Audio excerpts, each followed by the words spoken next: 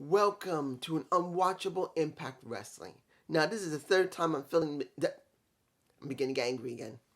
Guys, I spent 42 minutes of the entire show not seeing anything, nothing, but either buffeting or black screen. Flat out, that's all I saw. Sometimes there was intermittent, you could hear what's going on. Like what was going on with Ace Austin and Chris Bay versus Trey, and I couldn't even tell who the other person was. Sometimes you would hear a little bit of it. I don't know what happened, but I do know that I couldn't see nothing for nearly an hour. Nearly an hour. The app just didn't work. And then I went to the alternative sites, as you will, to check and see if they were having problems. And guess what? Every one of those sites that has a link to a stream, that link to the stream is usually through the Fight Network. Didn't work either. I don't know about any of you guys, but here where I'm living in America, in the East, I couldn't see a damn thing for nearly an hour.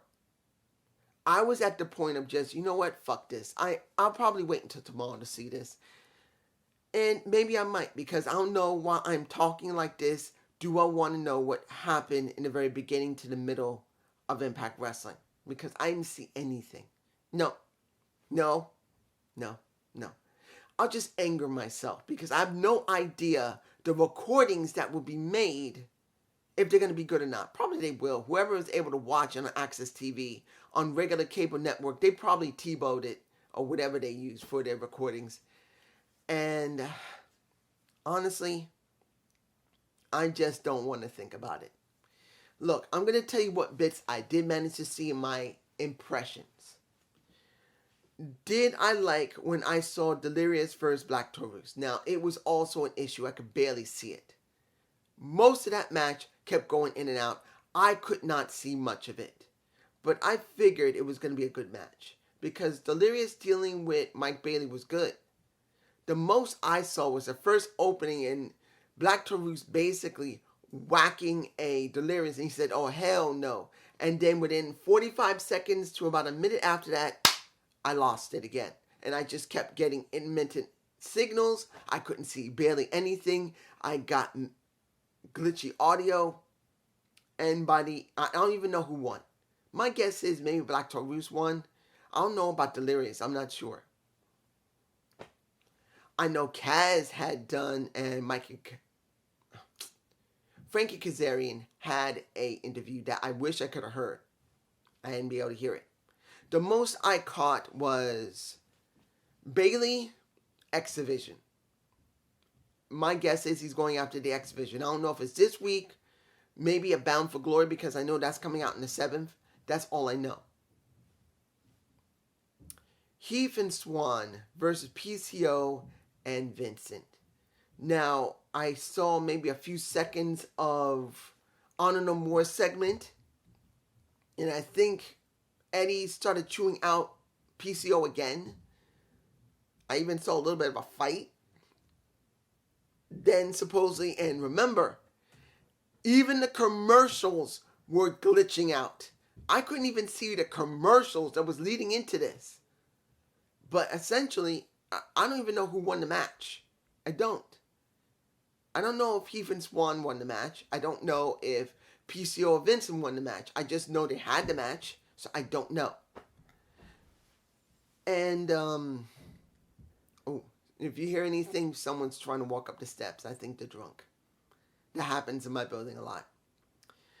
I think Mia Yim was talking about Mickie James. My guess is she was, and she was trying to set up her match at Bound for Glory. I don't know what was said because I couldn't see it. And Joe Hendry,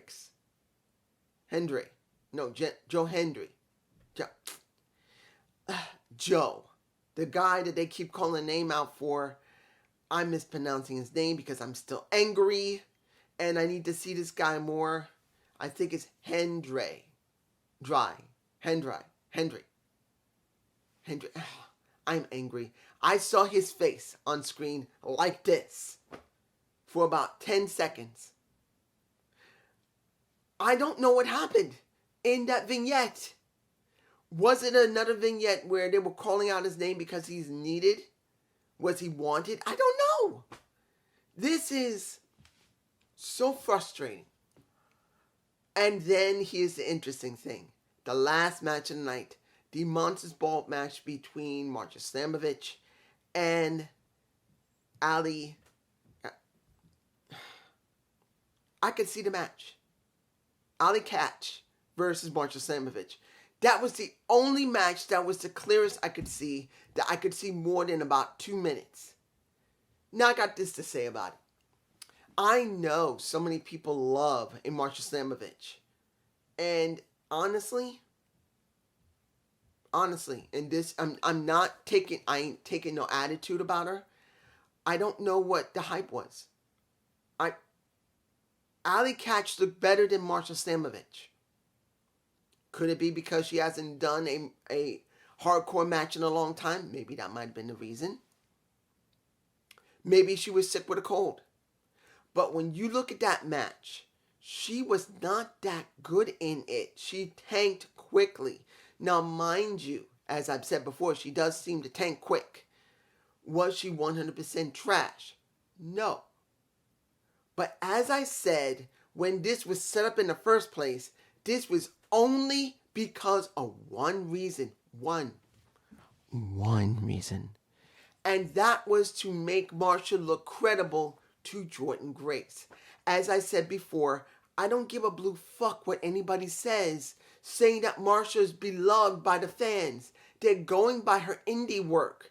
If we look honestly at what we've seen on Impact, not when if she's been doing work in MLW, if she's been doing any work in Dragon Gate or Stardom or Shimmer or anything else since she was signed to Impact, because you know Impact stars still have the option to go to other places to work when they're not needed for tapings. We know this. I don't give a blue fuck about all of those promotions and specials she's done in between the time she was hired last year until now. It is about what Impact has given us. And I know people who are watching this are going to say, dude, I don't know you, but they don't see it. Of course they don't. They look at her indie work. And when you look at this Monsters Ball match, which is basically a hardcore match, or a street fight if you want to go there, Marcia didn't look that great. She was not terrible, but she was not great. Alley Cat gave more motion and more activity in that match than Marcia. Yeah, she bled. Both of them bled. But Marcia felt truly not in a great look. Particularly that her hair was so puffed out. You could not tell most of the time she was bleeding. Look, you can say a lot about Rosemary, but Rosemary always made sure she looked correct when she got in that ring, and whenever she did a Monsters Ball match or a hardcore match or a Full Metal Mayhem match, she always made sure you could see her face, even with the paint on her. She always made sure that you knew how she felt in the ring. Marcia, I didn't feel anything. And I want to, but next to Impact not booking her correctly, this match did not highlight how special she was. Alley Catch, yes, it did. And I don't even know Alley Catch. This is the first time I ever saw her, but she showed more expression because at least I could see her because her hair wasn't all puffed out. Marcia made a mistake going out there with her hair all poofed out due to the fact of the 24 hours in the darkness. I am telling you now.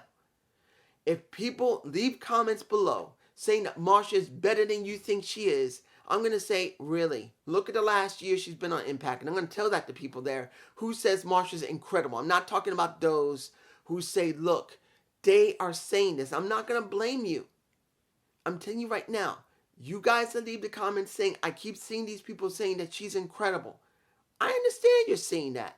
But if you believe in her and say that she's incredible and you're not seeing what she can do, I'll say, well, guess why? Because Impact did not book her correctly. Again, what I say, it makes no difference what she does in the indies or any other promotion. If anybody says, why don't you look at YouTube? I'm not going to. Because I am a wrestling reviewer that's reviewing Impact. I am not going to go on YouTube, look at her work that is not being shown on Impact Wrestling. That is where she's being featured because she's heavily signed there for at least a year or maybe nearing the end.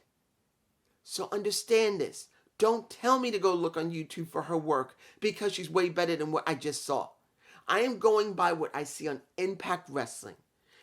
And going from that, that's it. Not because I'm stubborn and I don't love anything else. It's because I'm reviewing Impact. I'm not reviewing Dragon Gate. I'm not reviewing West Coast Wrestling. I'm not reviewing MLW. I'm reviewing Impact. So don't try it because I'll say I'm not doing it. I can't tell you if this show was good or not. I can't. Because I couldn't see it. Because of whatever was going on either on Access TV.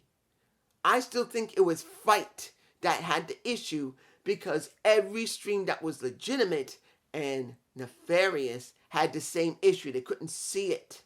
That's just me here on the East Coast. I don't know anywhere else. Maybe you got streams that worked if it was nefarious or the app was working perfectly for you. I got nothing. Nothing. But it's just me. I may actually, because I did grab some images, I may just look and put an image of how distorted it was on my thumbnail so you can see how bad it is. But this is just me. If you guys want me to do a review of Impact and take a look at it over again, not doing it. Peace.